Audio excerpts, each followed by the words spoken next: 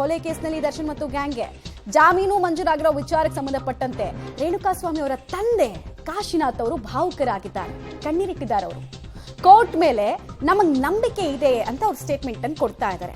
ತಾತ್ಕಾಲಿಕವಾಗಿ ಆರೋಪಿಗಳಿಗೆ ಜಾಮೀನು ಸಿಕ್ಕಿರಬಹುದು, ಆದರೆ ಈ ದೇಶದ ನ್ಯಾಯಾಂಗ ವ್ಯವಸ್ಥೆ ಮೇಲೆ ನನಗೆ ನಂಬಿಕೆ ಇದೆ. ಅಂತಿಮವಾಗಿ ಆರೋಪಿಗಳಿಗೆ ಶಿಕ್ಷೆ ಆಗುವಂತಹ ನಂಬಿಕೆ ನನಗಿದೆ. ನಮಗ್ ನ್ಯಾಯ ಬೇಕೇ ಬೇಕು ಹೊರತು ಬೇರೆ ಏನು ಬೇಡ ಅಂತ ಹೇಳಿದ್ದಾರೆ. ಇದನ್ನ ನ್ಯಾಯಾಲಯ ನಮ್ಮ ಮಗನಾದ ರೇಣುಕಸ್ವಾಮಿಯ ಕೊಲೆ ಅಪರಾಧಿಗಳಿಗೆ ಎಲ್ಲರಿಗೂ ಬೇಲಾಗಿದೆ ಅಂತ ತಮ್ಮ ಮಾಧ್ಯಮದ ಮುಖಾಂತರ ನನಗೆ ಗೊತ್ತಾಗಿದೆ. ಆದರೆ ಏನು ಅಂತ ಪೂರ್ತಿ ಮಾಹಿತಿ ನನಗೆ ಗೊತ್ತಿಲ್ಲ. ಆದರೆ ನ್ಯಾಯಾಲಯದ ಬಗ್ಗೆ ಮತ್ತು ನಮಗೆ ಪೂರ್ಣವಾದ ನಂಬಿಕೆ ಇದೆ. ತಾತ್ಕಾಲಿಕವಾಗಿ ನಮಗೆ ಅವ್ರಿಗೆ ಬೇಲ್ ಆಗಿರ್ಬೋದು, ಆದರೆ ಅಂತಿಮವಾಗಿ ಯಾರು ತಪ್ಪಿಸ್ತಿದ್ದಾರೆ ಅವ್ರಿಗೆ ಶಿಕ್ಷೆ ಆಗುತ್ತೆ ಅಂತ ಪೂರ್ಣ ನಂಬಿಕೆ ಇದೆ. ನ್ಯಾಯಾಲಯದ ಮೇಲೆ ನಮಗೆ ನಂಬಿಕೆ ಇದೆ. ನ್ಯಾಯಾಲಯ ಅದೇನು ತೀರ್ಮಾನ ಮಾಡುತ್ತೋ ಅದು ಯಾವ ಕಾರಣದಿಂದ ಮಾಡುತ್ತೋ ನಮಗೆ ಅದು ಗೊತ್ತಾಗೋದಿಲ್ಲ. ನ್ಯಾಯಾಲಯದ ಮೇಲೆ ನನ್ನ ನಂಬಿಕೆ ಇದೆ. ಮುಂದೆ ಅದು ನಮಗೆ ಕೊನೆ ಇನ್ನೂ ಎನ್ಕ್ವೈರಿ ಅವೇನು ಆಗ್ತಾವಲ್ಲ, ಆ ಟೈಮ್ನಲ್ಲಿ ನಮಗೆ ನ್ಯಾಯ ಸಿಗುತ್ತೆ ಅಂತ ಪೂರ್ಣ ನಂಬಿಕೆ ಇದೆ. ತಪ್ಪರಿಗೆ ಶಿಕ್ಷೆ ಆಗುತ್ತೆ ಅಂತ ನಂಬಿಕೆ ಇದೆ. ನಾವು ಈ ಮಧ್ಯದಲ್ಲಿ ಸರ್ಕಾರವನ್ನು ಕೇಳೋರು ಅಷ್ಟೇ, ನಮ್ಮ ಸೊಸೆಗೆ ದಯಮಾಡಿ ಆ ಕಾಯಮಾದ ನೌಕರಿ ಒಂದು ಕೊಡಬೇಕಂತ ನಾನು ಅವರಲ್ಲಿ ವಿನಂತಿ ಮಾಡೋಕ್ಕೆ ಇಷ್ಟ. ಎಲ್ರಿಗೂ ಜಾಮೀನು ಸಿಗುತ್ತಂತ ಎಲ್ಲರಿಗೂ ಜಾಮೀನು ಸಿಕ್ಕಿದೆ ಅಂತಂದು ತಿಳಿದು ಬಂದಿದೆ. ಅದು ಏನು ಅಂತ ನನಗೆ ಗೊತ್ತಿಲ್ಲ. ಕಾನೂನು ಪ್ರಕ್ರಿಯೆ, ಆ ಕಾನೂನು ಏನೈತೆ ಅದಕ್ಕೆ ನಾವು ಮಾನ್ಯತೆ ಕೊಡ್ತೀವಿ, ಅದಕ್ಕೆ ನಾವು ಇದ್ವಿ. ನಮಗೆ ಅಂತಿಮವಾಗಿ ನಮಗೆ ನ್ಯಾಯ ಸಿಗುತ್ತೆ ಅಂತ ನಂಬಿಕೆ ಇದೆ. ಕಾನೂನು ಬಗ್ಗೆ ನಮಗೆ ಪೂರ್ಣ ನಂಬಿಕೆ ಇದೆ, ಸಿಗುತ್ತೆ ಅಂತ ನಂಬಿಕೆ ಇದೆ. ತಪ್ಪಿತಸ್ಥರ ಶಿಕ್ಷೆ ಆಗೇ ಆಗುತ್ತೆ ಅಂತ ನಮ್ಮ ನಂಬಿಕೆ ಇದೆ. ಈಗ ದರ್ಶನ್ ಅವರಿಗೆ ಜಾಮೀನು ಸಿಕ್ಕಿದೆ, ಒಂದು ವೇಳೆ ನಿಮ್ಮ ಜೊತೆಗೆ ಮಾತುಕತೆಗೆ ಅವ್ರು ಬಂದರೆ ನಾವು ಅದನ್ನು ಯೋಚನೆ ಮಾಡಿಲ್ಲ. ಯೋಚನೆ ಮಾಡಿ ಮುಂದೆ ಹೇಳ್ತೀವಿ. ನಾವು ಅದನ್ನು ಇಲ್ಲಿವರೆಗೂ ಅದ್ರ ಬಗ್ಗೆ ಯಾವುದೋ ನಾವು ಇದು ಮಾಡೋಕ್ಕೆ ಹೋಗಿಲ್ಲ. ನಮಗೆ ಮಾತಾಡೋಂಥದ್ದು ಏನೂ ಇಲ್ಲ. ಯಾಕಂದ್ರೆ ನಾವು ಮಗನ ಕಳ್ಕೊಂಡು ಇದರಲ್ಲಿ ಇದ್ದೀವಿ. ನಮಗೆ ಮಗನ ಬೇಕೇ ವಿನಃ ನಮಗೆ ಯಾರು ಅದರಿಂದ ಮಾತುಕತೆ ಅದು ಅವಶ್ಯಕತೆ ಇಲ್ಲ. ಅದು ಏನು ಅದಕ್ಕೂ ನಾವು ಏನೋ ಇದಕ್ಕೆ ಇಲ್ಲ, ಅದಕ್ಕೆ ಸಂಬಂಧ ಇಲ್ಲ. ನಾವು ಕಾನೂನು ಬಗ್ಗೆ ನಾವು ನಂಬಿಕೆ ಅಂತ ಅಷ್ಟಂತೂ ಹೇಳ್ಬಲ್ವಿ. ನಾವು ಯಾರನ್ನ ಹತ್ರನೂ ನಾವು ಯಾರು ಸಂಪರ್ಕ ಮಾಡೋಕ್ಕೆ ನಮಗೆ ಇದು ಮಾಡಿಲ್ಲ, ಅವಕಾಶ ಇಲ್ಲ. ನಾವು ಅದನ್ನ ಅಪೇಕ್ಷೆನೂ ಪಡೋದಿಲ್ಲ.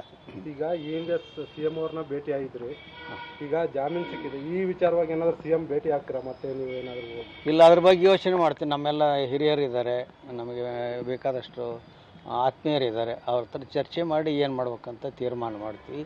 ನಾನು ವೈಯಕ್ತಿಕವಾಗಿ ನನಗೆ ಅಷ್ಟು ಮಾಹಿತಿ ಇಲ್ಲ, ನನಗೆ ಗೊತ್ತಾಗೋದಿಲ್ಲ.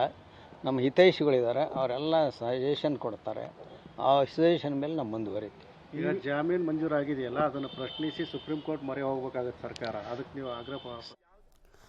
ಓಕೆ, ಇದು ರೇಣುಕಾಸ್ವಾಮಿ ತಂದೆ ಕಾಶಿನಾಥ್ ಅವರ ಭಾವುಕ ನುಡಿಗಳು. ಪಾಪ ಇನ್ನೂ ಅವ್ರು ಹೇಳ್ತಾ ಇದ್ದಾರೆ, ಈಗ ತಾತ್ಕಾಲಿಕವಾಗಿ ಅವ್ರಿಗೆಲ್ಲ ಜಯ ಸಿಕ್ಕಿರ್ಬೋದು, ಆದರೆ ಕಾನೂನು ವ್ಯವಸ್ಥೆ ಮೇಲೆ ನನಗೆ ನಂಬಿಕೆ ಇದೆ. ನನ್ನ ಮಗನ ಸಾವಿಗೆ ನ್ಯಾಯ ಸಿಗಬೇಕು, ತಪ್ಪಿತಸ್ಥರಿಗೆ ಶಿಕ್ಷೆ ಆಗಬೇಕು ಅಂತ ಆಗ್ರಹಿಸ್ತಾ ಇದ್ದಾರೆ.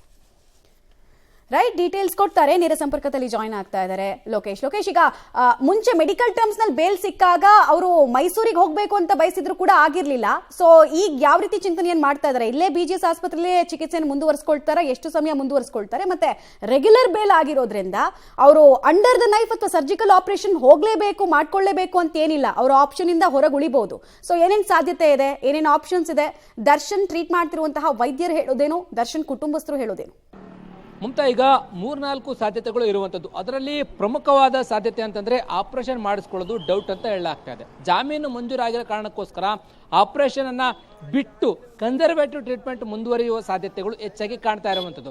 ಇನ್ನು 1 ವಾರಗಳ ಕಾಲ ಕನ್ಸರ್ವೇಟಿವ್ ಟ್ರೀಟ್ಮೆಂಟ್ ಅನ್ನು ಕೊಟ್ಟು ಅವರಿಗೆ ಇರತಕ್ಕಂಥ ನೋವನ್ನು ಕಡಿಮೆ ಮಾಡುವಂಥ ಪ್ಲಾನ್ನಲ್ಲಿ ಈಗ ವೈದ್ಯರು ಇರುವಂಥದ್ದು. ಜೊತೆಗೆ ಹೆಚ್ಚಿನ ಚಿಕಿತ್ಸೆಗೆ ಬೇರೆ ಆಸ್ಪತ್ರೆಗಳಿಗೂ ಹೋಗ್ತಾರಾ ಎನ್ನುವಂಥ ಅನುಮಾನ ಕೂಡ ಇರುವಂಥದ್ದು. ಬೇರೆ ಆಸ್ಪತ್ರೆಗೆ ಹೋದ್ರೂ ಹೋಗ್ಬೋದು, ಯಾಕಂತಂದ್ರೆ 6 ವಾರಗಳ ಕಾಲ ಇಲ್ಲಿ ಟ್ರೀಟ್ಮೆಂಟ್ ಅನ್ನ ಪಡ್ಕೊಂಡಿದ್ದಾರೆ, ತುರ್ತಾಗಿ ಆಪರೇಷನ್ ಮಾಡಬೇಕು ಅಂತ ಕೂಡ ಹೇಳ್ತಾ ಇದ್ರು. ಆದ್ರೆ ಈಗ ಜಾಮೀನು ಮಂಜೂರು ಆಗಿರೋ ಕಾರಣಕ್ಕೋಸ್ಕರ ಆಪರೇಷನ್ ಅನ್ನು ಹೊರತುಪಡಿಸಿ ಕನ್ಸರ್ವೇಟಿವ್ ಟ್ರೀಟ್ಮೆಂಟ್ ಮತ್ತೆ ಫಿಸಿಯೋಥೆರಪಿ ಮತ್ತಷ್ಟು ಒಂದಷ್ಟು ಎಕ್ಸಸೈಸ್ಗಳನ್ನ ಮಾಡಿಸಿ ಅವ್ರಿಗೆ ಗುಣಮುಖ ಮಾಡ್ತಾರೆ ಅನ್ನುವಂಥದ್ದು. ಮುಂದಿನ 1 ವಾರಗಳ ಕಾಲ ಇಲ್ಲೇ ಕನ್ಸರ್ವೇಟಿವ್ ಟ್ರೀಟ್ಮೆಂಟ್ ಅನ್ನ ತೆಗೆದುಕೊಳ್ತಾರೆ ಅನ್ನುವಂಥ ಮಾಹಿತಿ ಲಭ್ಯ ಆಗ್ತಾ ಇದೆ. 1 ವಾರ ಬಳಿಕ ಮತ್ತೆ ಅವರು ಡಿಸ್ಚಾರ್ಜ್ ಆಗ್ತಾರೆ ಅನ್ನುವಂಥದ್ದು. ಇಲ್ಲಿ 1 ವಾರ ಟ್ರೀಟ್ಮೆಂಟ್ ಅನ್ನು ತೆಗೆದುಕೊಂಡು ನಂತರ ಉನ್ನತ ಮಟ್ಟದಲ್ಲಿರ್ತಕ್ಕಂಥ ಆಸ್ಪತ್ರೆಗಳು ಕೂಡ ಹೋಗ್ತಾರೆ ಎನ್ನುವಂಥ ಚರ್ಚೆಗಳು ಕೂಡ ಈ ಹಿಂದೆ ಇತ್ತು. ಅದಕ್ಕೆ ಏನಾದರೂ ಮೊರೆ ಹೋಗ್ತಾರೆ ಅನ್ನುವಂಥ ಪ್ರಶ್ನೆ ಕೂಡ ಕಾಡ್ತಾ ಇದೆ. ಆದರೆ ಸದ್ಯಕ್ಕೆ ಈಗ ಇರುವಂಥ ಮಾಹಿತಿಯ ಪ್ರಕಾರವಾಗಿ ಇನ್ನೂ 1 ವಾರಗಳ ಕಾಲ ಫಿಸಿಯೋಥೆರಪಿ ಮತ್ತು ಸಾಂಪ್ರದಾಯಿಕ ಚಿಕಿತ್ಸೆಯನ್ನೇ ಮೊರೆ ಹೋಗಿ ಆ ಗುಣಮುಖ ಮಾಡ್ಕೊಳ್ಳೋದಕ್ಕೆ ಪ್ಲಾನನ್ನು ಮಾಡ್ಕೊಳ್ತಾರೆ ಅನ್ನುವಂಥ ಮಾಹಿತಿ